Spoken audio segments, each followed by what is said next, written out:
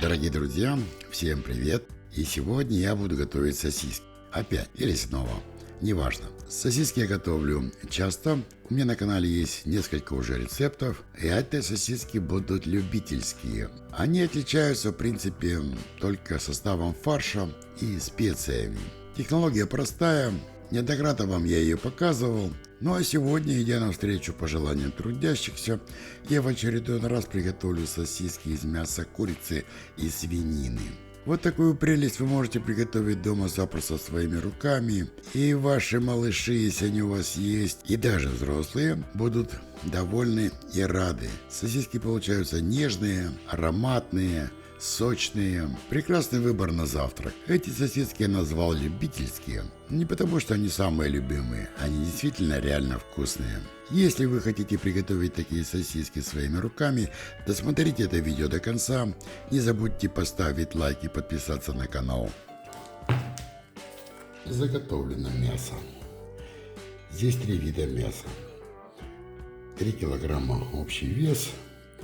1 килограмм грудки куриной, 1 килограмм мяса бедра курицы и 1 килограмм свинина. Здесь у меня жирная свинина, часть из нее, наверное, процентов 70 это свиной шеек и чуть-чуть там 300 грамм свиной грудины. Вот такие я хочу приготовить сосиски. Мясо прошло предварительный посол, значит, и 72 часа солилось. При температуре 4 градуса. Набор посолочный, стандартный, 18 грамм соли, нитритная 0,6% нитрита натрия пополам с поваренной солью, 2 грамма сахара на 1 килограмм и полграмма аскорбата натрия, это антиоксидатель жира. Вот такой посолочной смесью. Мясо было засолено, отлежало 72 часа и пару часов подморозилось. Теперь мы будем готовить колбасную эмульсию. При составлении любого фарша я всегда использую только подмороженное мясо.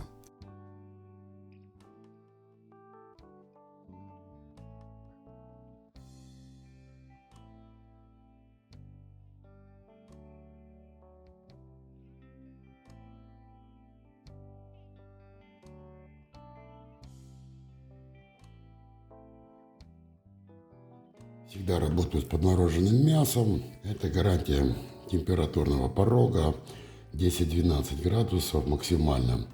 Температура при переработке мяса и фарша. И для того, чтобы предотвратить булинно-жировые отеки. Но я работаю с температурой 2-4 градуса. Вот так выглядит мясо после предварительного посола. Теперь мы его пропустим первый раз через мясорубку. Первый раз я всегда перекручиваю мясо на решетке с диаметром отверстия 5 мм.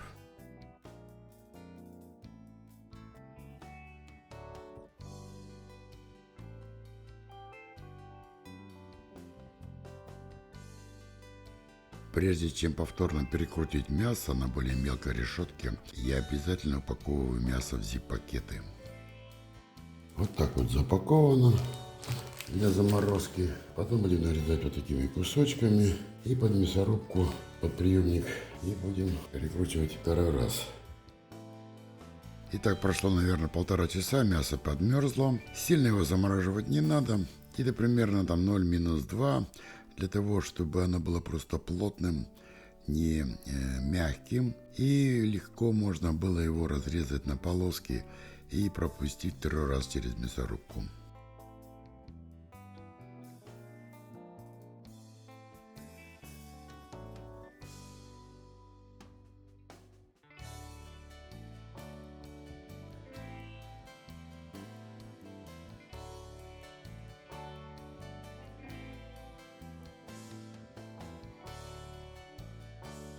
Вот в таком виде сейчас я буду пропускать мясо через решетку с диаметром отверстия 3 мм. Подмороженное мясо очень легко и быстро пройдет через решетку, и это позволит при вымешивании получить хорошую, однородную, качественную колбасную эмульсию. На этом этапе очень важный момент проконтролировать температуру. Температура в идеале не должна превышать 4-6 градусов, но допустимый предел это 10-12. Я стараюсь держать минимально допустимую температуру. Вот посмотрите, 3,5 градуса. Это нормально. Теперь я решил третий раз пропустить фарш через мясорубку с отверстием 2 мм. Этого можно не делать, но я все-таки решил получить хорошей такой ровной консистенции фарш, чтобы потом получить однородную эмульсию. Вот посмотрите, ради чего я так заморачивался. Фарш просто идеальный. Фарш при перекручивании нагревается, и поэтому еще раз контроль температуры. 6,5 градусов. Отлично.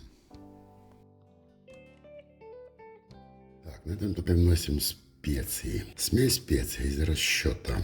Перец черный молотый 1 грамм на 1 килограмм. Паприка красная сладкая подкопченая 2 грамма на килограмм. И по полграмма на килограмм. Имбирь сухой молотый. Кардамон сухой молотый. И полграмма муската ореха молотого на 1 килограмм. Плюс здесь 2,5 грамма фосфата пищевого для удержания влаги.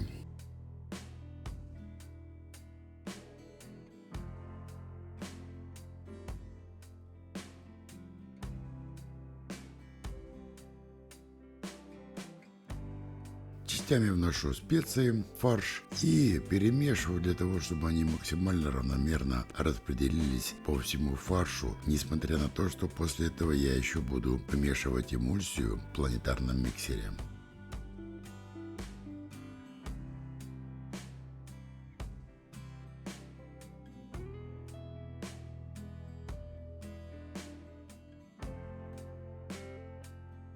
В чашу 9-литрового миксера стамес обычный, вот такая планетарная насадка, и буду вбивать сливки. 3 килограмма фарша, 20% сливок, здесь у меня ровно 600 миллилитров. Двумя частями я буду вымешивать теперь эмульсию. Она очень холодная, со льдом. Вот так примерно.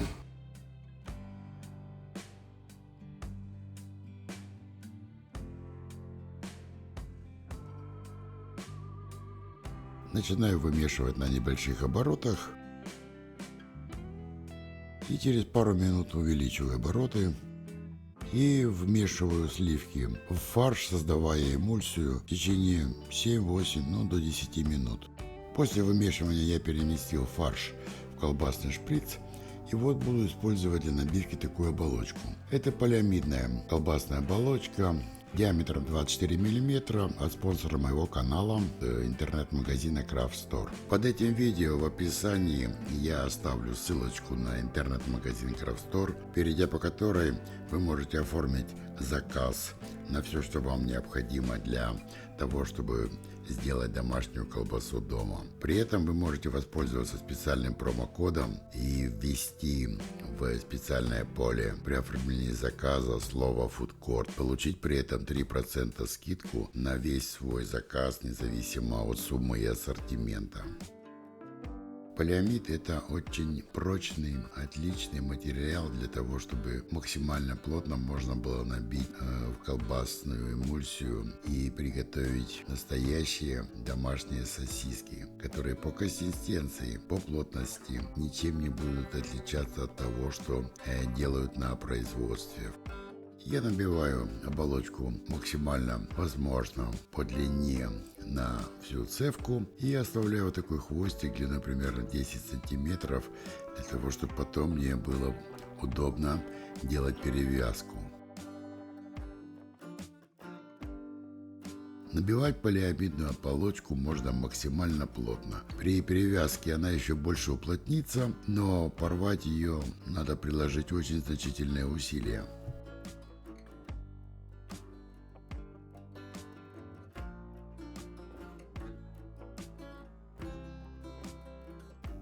Вот такая получилась у меня колбасень. Длина, наверное, 2,5 метра. Вот таким образом я забиваю всю эмульсию в полиамидную колбасную оболочку диаметром 24 мм. Ну а теперь перевязка.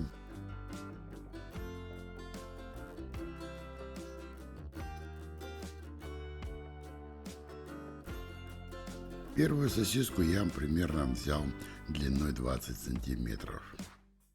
Вязать я буду троечкой, так называемым бананчиком. Вот теперь мне пригодился тот самый хвостик.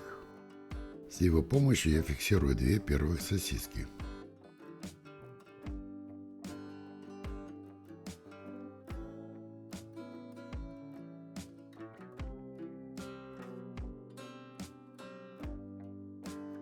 Теперь через две эти сосиски я пропускаю всю оболочку.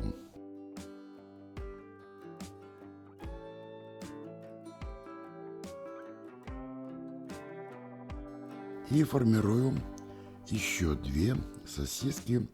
И вот таким образом, передергивая, фиксирую и закрепляю вот эту вот петлю, которая состоит из двух следующих сосисок.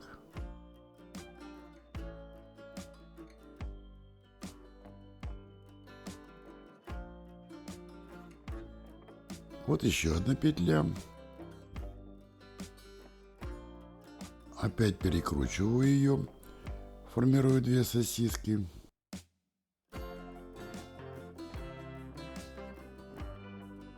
Снова пропускаю всю оболочку, передергиваю, фиксирую, перекручиваю петлю.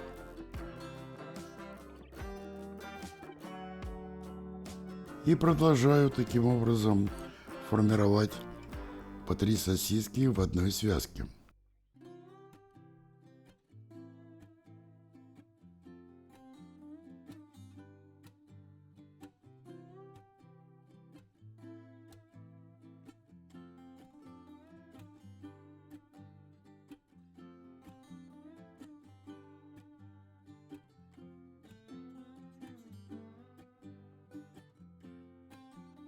Вот тут, конечно, я сразу не закрепил, не сделал узелок из оболочки, поэтому пришлось перевязывать последнюю сосиску колбасным шпагатом.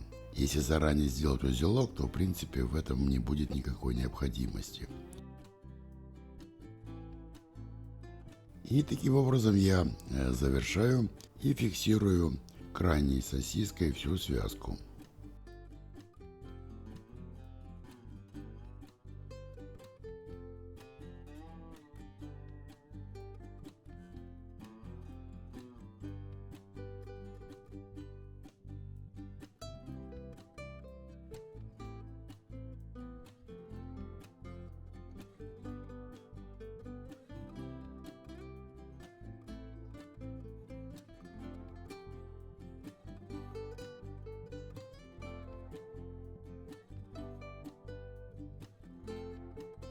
Ну вот, в принципе, как-то так получилось. Вполне даже очень прилично и симпатично.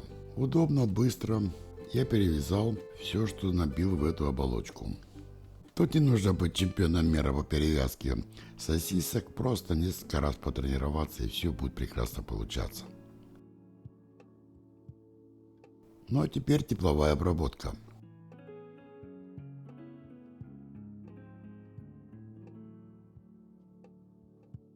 Я включаю ротационный кипятильник, устанавливаю температуру 68 градусов и время 1 час 30 минут. Вода в контейнере температурой 63 градуса.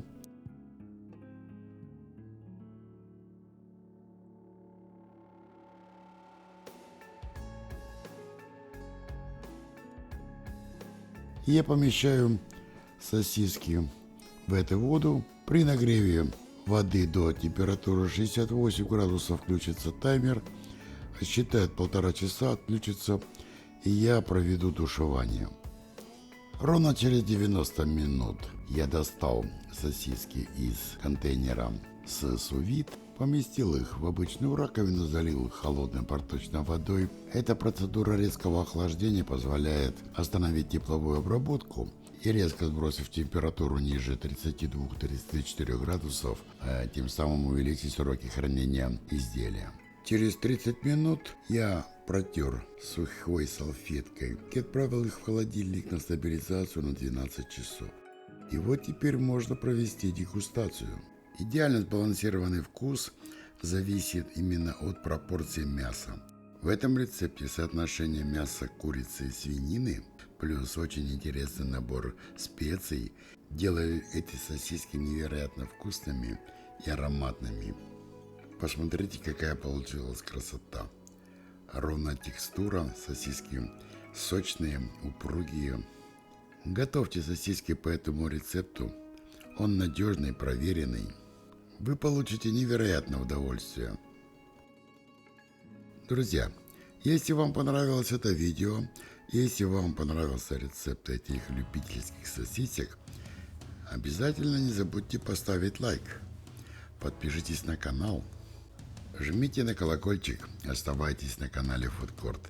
Вас ждут много вкусных и интересных рецептов. До новых встреч, дорогие друзья!